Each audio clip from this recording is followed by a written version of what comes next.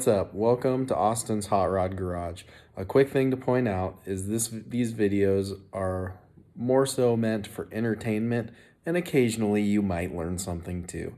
But I have to strongly recommend that some of the acts you will see in these videos are not necessarily safe, and I cannot recommend that you go perform these acts. If you do so, it is at your own risk. With that being said, stay tuned and let's jump right in. So here we are, welcome back to the channel. My name is Austin, I'm your host here. For those of you that are just tuning in, we started our little DIY project of sheeting this space above my garage that I finished over a year ago. Started as a, hey, let's go sheet above it, the attic space. We did storage trusses for this reason, and let's go, finish it off, put some storage up there, everything else. Original vision was storage trusses, and on the back side of this wall, putting a staircase out there and all sorts of craziness, and cutting a door into the gable and everything else. So I just sheeted the floor, put in an attic ladder for now to be able to get up there. I left the bay open to be able to rig stuff up and down. It's pretty close to done. It's like 80-90%. Still got to mount a winch up top, which I got to mount a support across my trusses to be able to hold that. I got to finalize the hole that I left open to be able to rig stuff up and down. Right now it's just through a scrap sheet, a subfloor that was left over from sheeting it, but it's not nailed down, screwed down, clamped down in place, anything else to be able to lock it down to where you step on it. It's probably going to slide out here and go for a little fall. So we're just being mindful of that for now. My vision for there is to probably get some little springy clamps, hold it down, and then turn it out of the way, pull the sheet out, and you can lift stuff up there. My thought of it is it's going to be a little storage space, some additional storage. As my daughter's growing out of clothes, we got future stuff for her, everything else. As well as I'm going to put my press up there, probably my bead roller, maybe a sheet metal brake, a drill press, some kind of shop machinery up there. I'll probably mount my compressor up there and do a hose reel down here. Just some stuff to get out of the shop floor, so that way the shop floor can just be hot rods, rat rods, race cars, scooters, dirt bikes, jet skis, all the stuff that you're going to see in the future on this channel. So we got to get this space cleaned up, get it all up there, start rigging stuff up, which I got to get the winch done. But like any good DIYer, since I've got this project about 80-90% done, it's time to stop and go ahead and start a brand new project from scratch, and then I'll come back to that when I have more time. So where I'm at in Washington State, it does get cold, but not crazy cold. It does dip below freezing, and as you can see behind me on this wall, there's no insulation in here, there's no sheetrock. There only is on the wall behind the camera, because that's the barrier to my house. So for fire boundary purposes, that wall is sheetrocked and mudded and taped. I wanted to leave all of these stud bays open to be able to nail some extension cords up, hang some tools, do stuff like that. I have the idea of maybe one day insulating it and then using like OSB to go cover it, because I've got some scrap sheets of OSB laying around. It'd be great to repurpose that. But the lumber yards are real proud of OSB nowadays. Sheets of OSB are crazy expensive.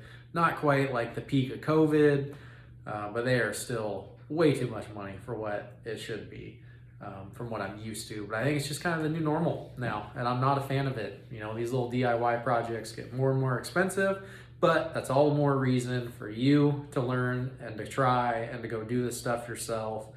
Because that just means the prices of contractors, everything else goes up and up and up, because materials, everything is more expensive nowadays, cost of living, you name it, especially in a state like Washington State.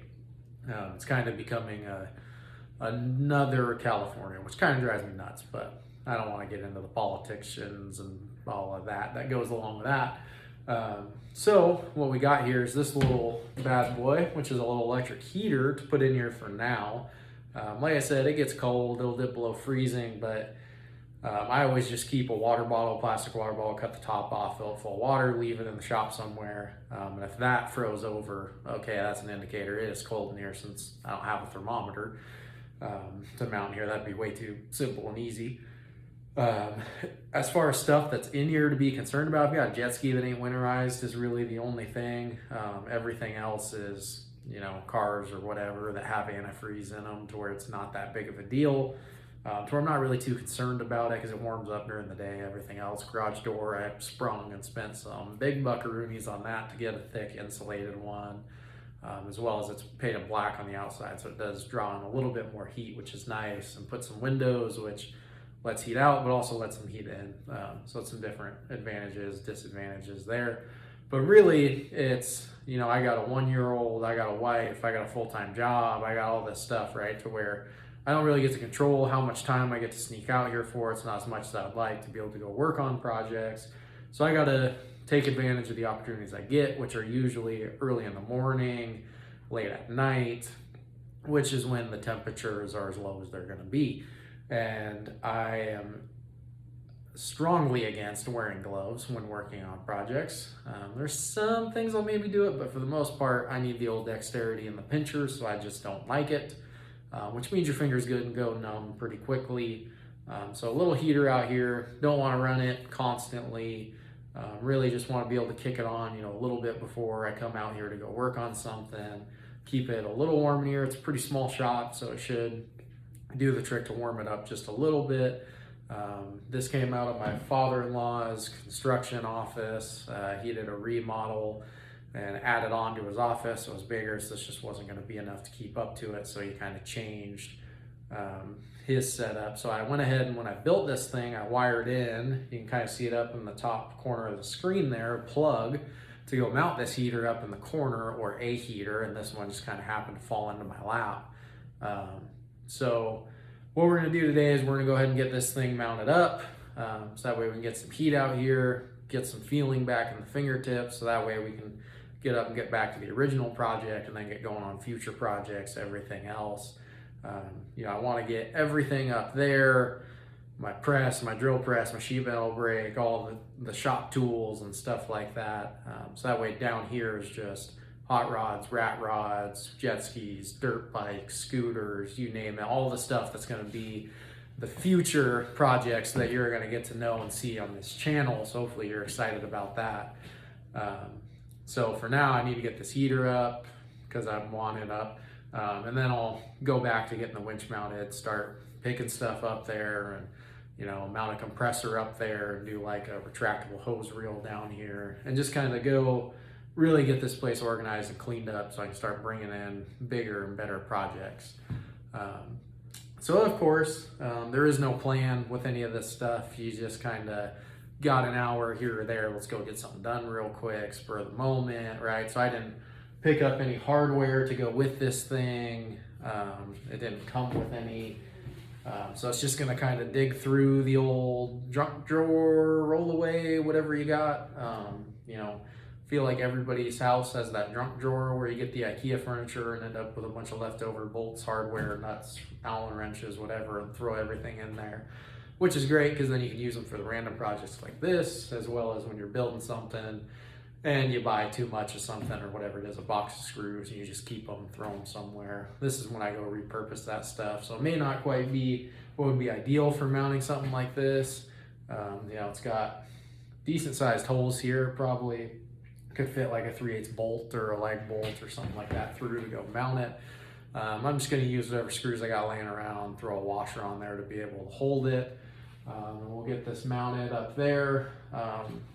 I wired this garage myself, so I did have some supervision from a licensed professional, which was nice, but I did wire that plug and stuff myself, if I remember right, and that was a long time ago. So some electrical safety for myself right now is I've got the breaker switched off since I have not been using that plug. So we're going to get this mounted. We'll go ahead and plug it in, and then we'll trip the breaker on, and then we'll keep this on a pretty low setting, do a little fire test, make sure nothing burns out, no breakers trip, and it doesn't become a giant disaster. And if it does, we'll fix that and we'll move on and we'll try again. So I'm gonna rummage around, find some screws real quick, and then we'll get this thing thrown up there. Well, I found some screws here. Definitely not the right thing to be using for this sort of project. These are like sheet metal self-drilling screws. And as you can see, they are incredibly short. They only got like 4 threads on them, and I'm gonna stack a washer in there to go hold this thing up. So not ideal, but it's what I could find within the first 2 minutes of looking. And that's the great thing about a little DIY project, is you can always go back, change it to something else if you want, whatever it is. Found some leftover just flat washers that came with the old attic ladder when we put that up, because it came with so many fasteners that I did not use a lot of them because I didn't really care to. Hopefully the screws, oh yeah, look at that, the washers do washer things, that's good. Normally the way I would do this is just hold it up, eyeball it, zip some screws in, whatever. I'm actually gonna do this a little bit easier on myself this time and pop this little screw out here and just mount the arm itself. And then we'll just mount the heater back up to the arm, which seems like the way you should do it. Oh gosh, now I'm wondering, is this washer gonna be big enough this thing can washer the hole? It barely does. Ooh, that leaves no threads sticking out of that thing, just the self-tapping side. We'll still try it and just kind of see, and then I'm sure this thing will fall off of the wall and rip down at me or whatever. I guess, you know, what I could do is I could use a longer screw just to mount it, or use some nails or something on the top side, just so that way it's not a complete disaster. And then use one of these screws on the bottom. Probably ain't the worst idea. I don't really like the idea of nailing it. You know, I want it to be tight and everything else. I don't want to dig a nail out of it if I want to move the thing later on. But I kind of think that's what we're gonna do. So I think what I might do is, I got like some old roofing nails, which I think might work. Slap a washer behind one if I have to. And we'll just call that good.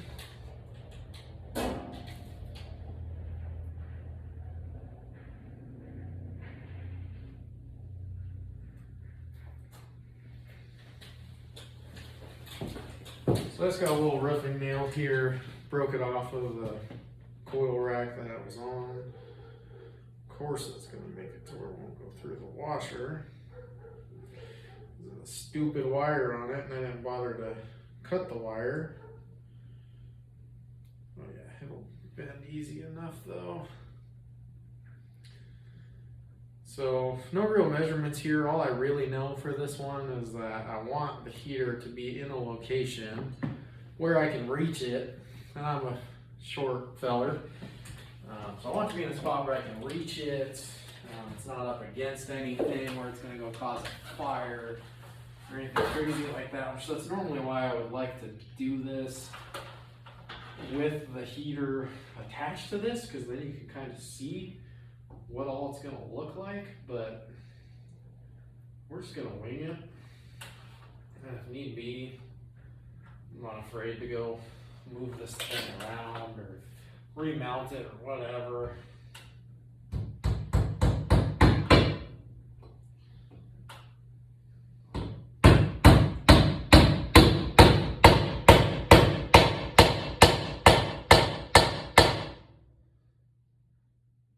Sure, roofing nail with a washer behind it. Why not? That won't rip out of there. Sure. Like I said, we're going to leave this thing off most of the time, so it's only going to be on when I'm out here, so I ain't too worried about it being a disaster. Now let's see if this will actually play at all. This screw that's way too short for what I'm doing. Doesn't help that I got to put it in at an angle.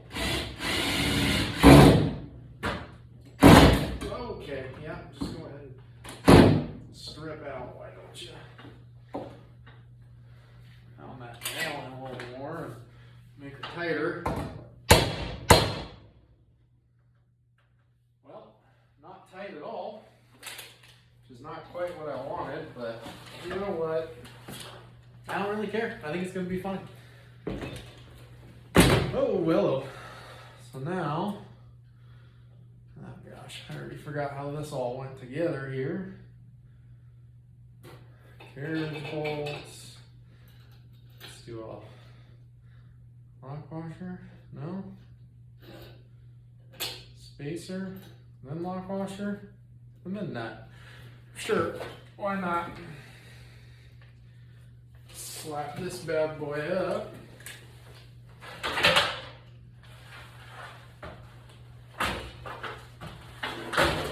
Hopefully this ain't too much weight to where it just rips it right out of the wall as soon as I mount it, which is a high possibility.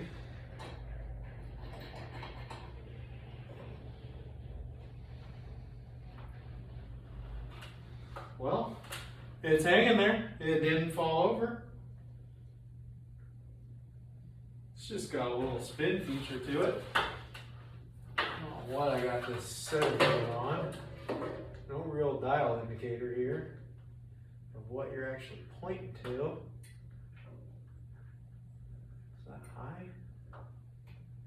Is that high? I don't know. We'll guess. We'll plug this thing in.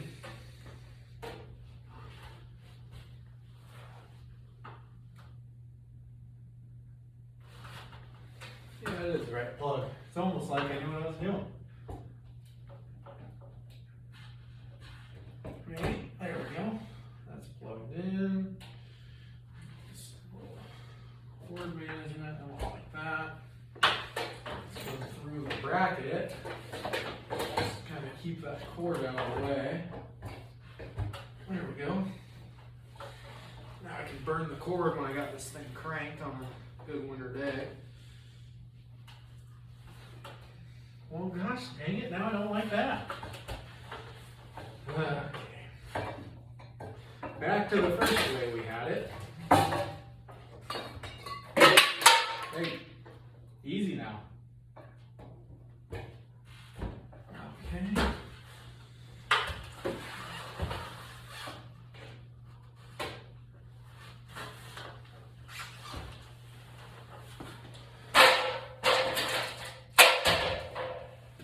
Now the real test of this is going to be, well, I guess one, does it bring the shop to the ground?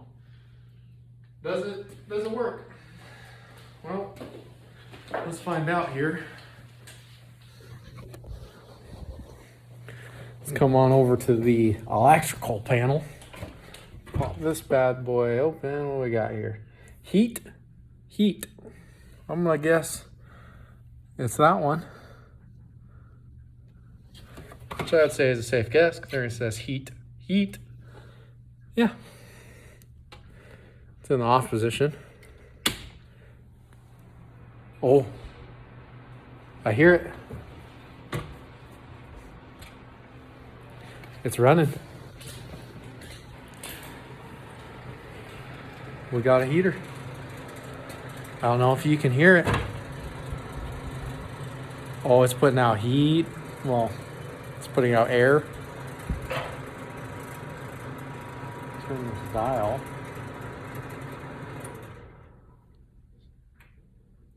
So that would be off. It's just got a little number dial back here. So that's up to max.